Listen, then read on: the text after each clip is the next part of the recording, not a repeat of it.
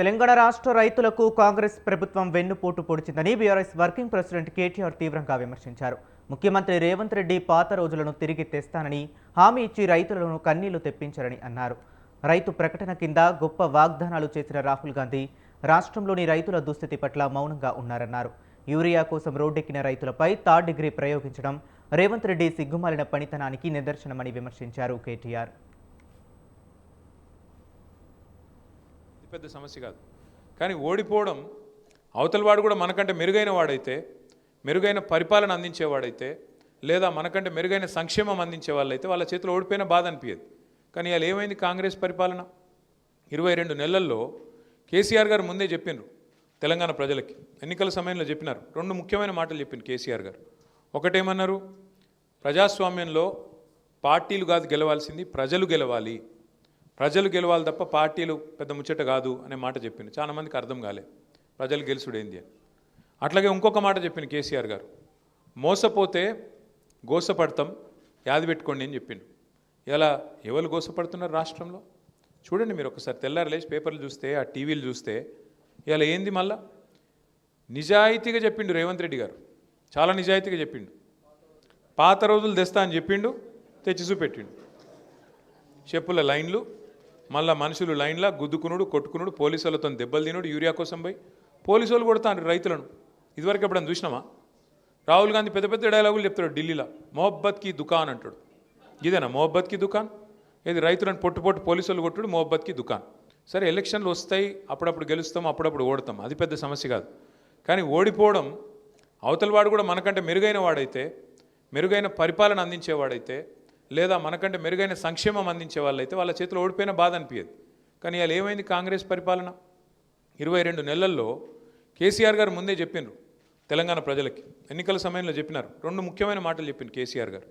ఒకటేమన్నారు, ప్రజాస్వామ్యంలో పార్టీలు కాదు గెలవాల్సింది, ప్రజలు గెలవాలి, ప్రజలు గెలవాలి తప్ప పార్టీలు పెద్ద ముచ్చట కాదు అనే మాట చెప్పింది. చాలామందికి అర్థం కాలే ప్రజలు గెలుసుడేంది అని. అట్లాగే ఇంకొక మాట చెప్పింది కేసీఆర్ గారు, మోసపోతే గోసపడతాం, యాది పెట్టుకోండి అని చెప్పిండు. ఇలా ఎవరు గోసపడుతున్నారు రాష్ట్రంలో? చూడండి మీరు ఒకసారి, తెల్లారి లేచి పేపర్లు చూస్తే, ఆ టీవీలు చూస్తే ఇలా ఏంది? మళ్ళా నిజాయితీగా చెప్పిండు రేవంత్ రెడ్డి గారు, చాలా నిజాయితీగా చెప్పిండు. పాత రోజులు తెస్తా అని చెప్పిండు, తెచ్చి చూపెట్టిండు. చెప్పుల లైన్లు, మళ్ళీ మనుషులు లైన్లా గుద్దుకునుడు, కొట్టుకునుడు, పోలీసులతో. గత ఎన్నికల్లో ఓటమికి ప్రజలను నిందించాల్సిన అవసరం లేదని, నాయకులుగా తామే విఫలమయ్యామన్నారు కేటీఆర్. దేశంలో ఏ ముఖ్యమంత్రి చేయనంతగా కేసీఆర్ తెలంగాణను అభివృద్ధి చేశారు. కానీ 10 ఏళ్లలో చేసిన పనులను ప్రజలకు సరిగ్గా చెప్పుకోలేకపోయామని చెప్పారు. నాయకులుగా అందరం విఫలమయ్యామన్నారు. మోసపోతే గోసపడతాం అని కేసీఆర్ ముందే హెచ్చరించారని చెప్పారు. ఆయన చెప్పినట్లే ఇవాళ రాష్ట్రంలో దారుణ పరిస్థితులు ఉన్నాయన్నారు. జాగ్రత్తగా మన పని మనం చేస్తున్నాం, ప్రచారం చేసుకుంటలేం, పని చేసింది చెప్పుకుంటలేం, పని చేసేటోళ్ళు గెలవాలని ప్రజలకు సంజాయించట్లో విఫలమవుతున్నాం. కేసీఆర్ గారు ఎంత తక్కువ పని చేసిండు? ఏమన్నా అసలు 10 ఏళ్లలో భారతదేశంలో ఏ ముఖ్యమంత్రి చేయనంత పని స్వాతంత్రం వచ్చిన తర్వాత అంత పని చేసినాం. మరి ఎందుకు పోయింది మన ప్రభుత్వం? ఎందుకంటే 2-3 కారణాలు ఉన్నాయి. ఒకటి, చెప్పుకోలే, మనది మనమే ప్రచారం చేసుకోలేను, అట్లా మాట్లాడకూడతాం ఎప్పుడు కూడా. అదే ప్రజలు మనకు అవకాశం ఇచ్చారు 2 సార్లు. వాళ్ళే మనల్ని కూర్చోబెట్టిండ్రు గద్దె మీద, వాళ్ళే కేసీఆర్ గారిని ముఖ్యమంత్రి చేసిండ్రు, వాళ్ళే మమ్మల్ని ఎమ్మెల్యేలు చేసిండ్రు, వాళ్ళే మమ్మల్ని మంత్రులు చేసిండ్రు, వాళ్ళే మనల్ని నడిపించిండ్రు. ఒక్కసారి నీ మీద కోపం వస్తే నీలో ఏ లోపం ఉందో చూసుకోవాలి, కానీ వాళ్ళని అన్నాడు తప్పు. మనం ఇది ఎక్కువైంది, అది ఎక్కువైంది, చాలా తప్పదు. మన లోపం ఉంది, నాయకుడు లోపం లేదు. నాయకుడు అద్భుతంగా పనిచేసిండు, చరిత్రలో భారతదేశంలో ఎవరు చేయనంత పనిచేసిండు. నీళ్లు తెచ్చిండు, ఇంటింటికి నీళ్ళు ఇచ్చిండు, సంక్షేమాన్ని చూసిండు, అద్భుతమైన అభివృద్ధి మీ కళ్ళ ముంగటిని చూపెట్టిండు. ఇన్ని జరిగిన తర్వాత కూడా మనకు 3000 మెజారిటీ ఎందుకు వచ్చింది? అట్లాగే మనం 39 సీట్ల కాడికి ఎందుకు పరిమితమైనాం? మనం 37% ఓటింగ్ ఎందుకు వచ్చింది? వాళ్ళకు 38.5 ఎందుకు వచ్చింది?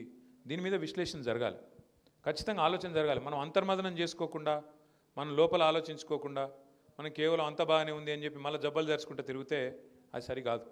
నేనేమంటున్నా, మీరు గమనించండి జాగ్రత్తగా, మనం పని మనం చేస్తున్నాం.